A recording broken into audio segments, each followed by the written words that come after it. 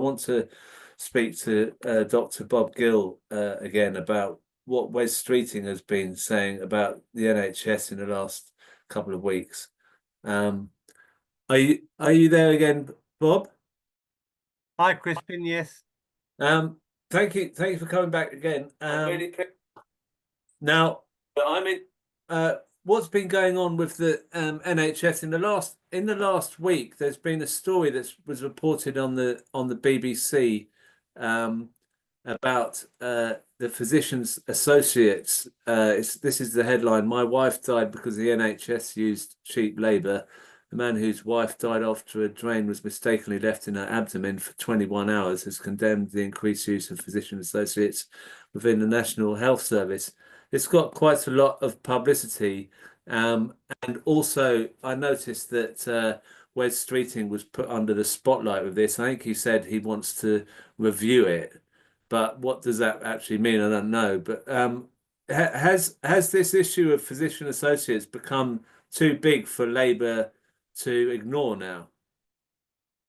Well, that's thanks to the doctors and other staff waking up and NHS campaigners raising the alarm. Thankfully, mainstream media has covered some of these tragedies, but it fits into the sort of overarching plan, which is full privatization, and the privatization lobby wants a cheap workforce, and they want to replace qualified doctors. They want to replace qualified and experienced nurses with cheap interchangeable staff. So this has got nothing to do with maintaining patient safety. In fact, the one thing we should have learned from the mid-staffs disaster was that if you don't have enough qualified people, people die preventably.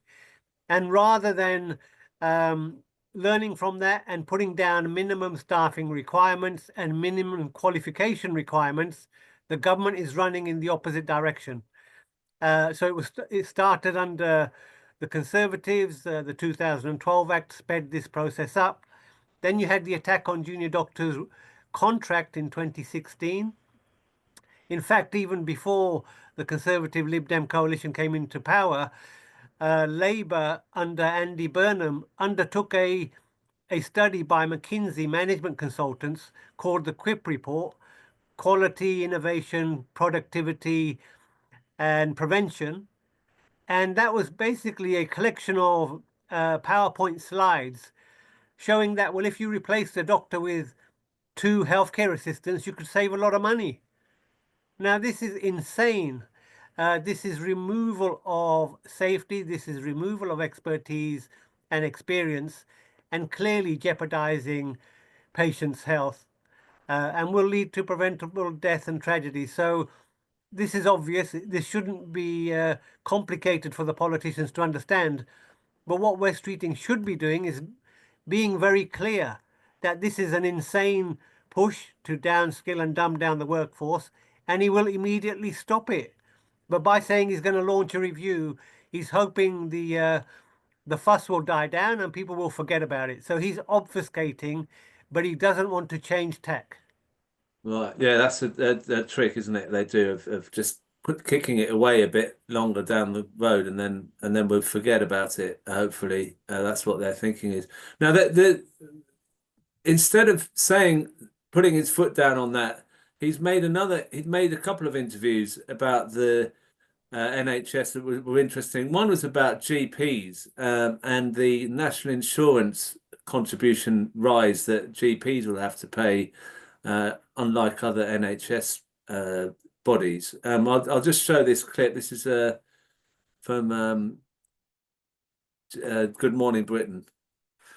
There are some providers of NHS services, like GPs and others, who are not formally part of the NHS. They're contracted.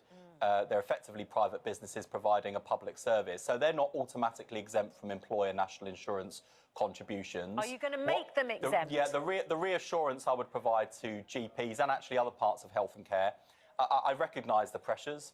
GPs are actually a big part of Labour's reform agenda, fixing the front door to the NHS. So we'll be working with GP leaders because I've not actually announced the allocation for general practice and other parts of the NHS yet. So I'm working with GP leaders before making those allocations, so that not only can we deliver the investment that general practice needs, but the Are you going to exempt them reform from as the well. National Insurance Employer Contribution? We're not doing a formal exemption, Susanna, but I recognise the pressures, and I want to deal with them. The other thing I would say, so you're going to give them extra budget to pay for the extra tax, so it sort of cancels itself out when it comes to GP practices? Well, we want to make sure that the investment is linked to reform and to make sure we deliver better outcomes for patients. GPs are a big part of that. But what he seems to be saying there is GPs will get a bit of support financially if they reform, if they do certain things, if they, you know, there's that's what he's up to, isn't he? Yeah, so this is not an uncommon tactic. I've witnessed this multiple times in terms of molding general practice away from a traditional GP service into more of a corporate style entity, into more of a privatized business. So what government do is they introduce some sort of financial harm and say, in order for you to recover, get back to where you were, you now have to work differently. And very often this is not in the patient interest, and it's not in the interest of delivering good care. So it's a political tool to manipulate and mold the practice into something that fits the political objective, absolutely nothing to do with patient care. So in your own practice, are you fearing the repercussions of this rise? Absolutely. So, you know, there's always been an understanding that general practice would be protected from such rises in taxation. He's pretending that never existed, and he thinks he's being very clever by saying, well, somehow I've recognized this problem. I never anticipated this would happen, and I'm looking into it. This is disingenuous obfuscation, and yes, this will impact particularly small practices like my own, which have to date tried to resist the financial carrots that have been dangled in front of us to destroy our service. Right. They bribe us to destroy access. They bribe us to destroy quality. They bribe us and incentivize us to practice in a way that maximizes big pharma profit and doesn't look at the patient. Right.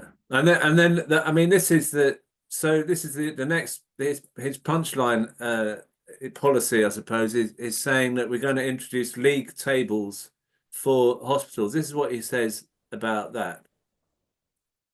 Where we've got NHS providers that are falling behind the leaders of the pack, and we've put in place support to help them improve. In fact, we're already starting some of this work on waiting lists. So we're sending in teams of top clinicians who've got the best track record of working through waiting lists fastest to those areas with the highest waiting lists and highest numbers of people off work, off sick. And that's part of the reform agenda we're doing as we're delivering the 40,000 more appointments. And so you put the support in place, the training, the leadership development, which is a big part of the package I'm announcing today.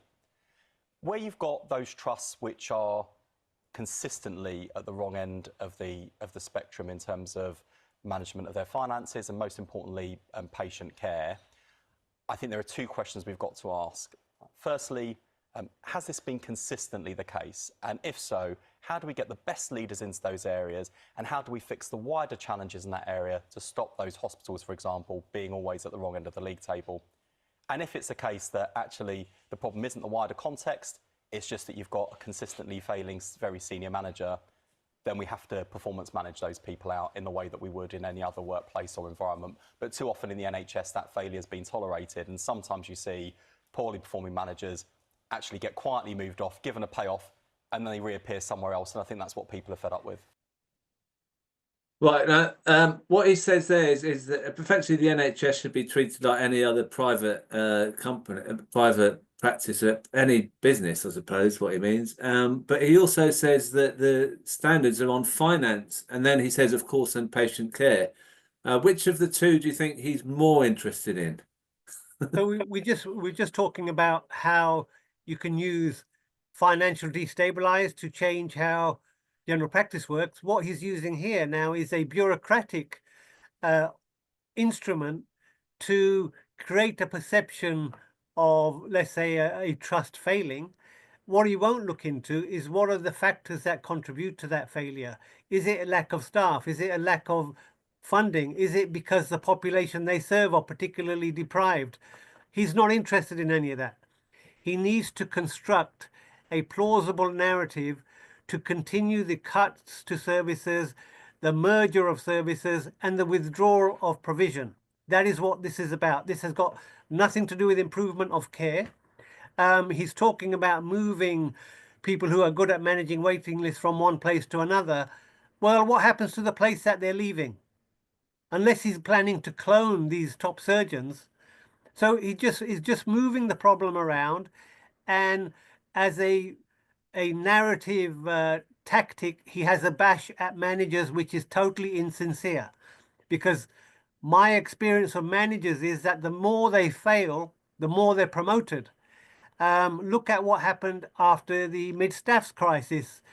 The Mr. Nicholson, David Nicholson, who was in charge of the Strategic Health Authority that looked after Mid-Staffs Hospital, then became the leader of NHS England, so the chief executive. So they reward failure because they want people who are quite happy to see service provision decline and to see safety decline. They're quite happy to promote those people because the NHS Wes Streeting is setting up for us is one that delivers skid row care but turns a very handsome profit. Right. So basically, the past week has been a disaster, and he's just been, as you say, he's obfuscating about the physician associates. He's making GPs feel uncomfortable about tax, and he's creating a situation where hospital trusts are just moving managers around without really thinking about patient care, and it's more about finance. So is this the NHS that he says he promised us in the general election? Absolutely not. So, but this is not Wes Streeting. None of these initiatives or ideas are coming out of Wes Streeting's brain. They've been done time and time again. It's the same old script, league tables, and blaming the clinicians. There's nothing new here. He's sticking to the script, and it's a script written on behalf of the City of London, the insurance industry, and large American multinationals. It's got nothing to do with the problems on the ground, because whatever solutions they come up with have very often led to the problems in the first place. It's like the mad doctor who is very good at the diagnosis, but keeps giving you poison and pretending that this will make you better.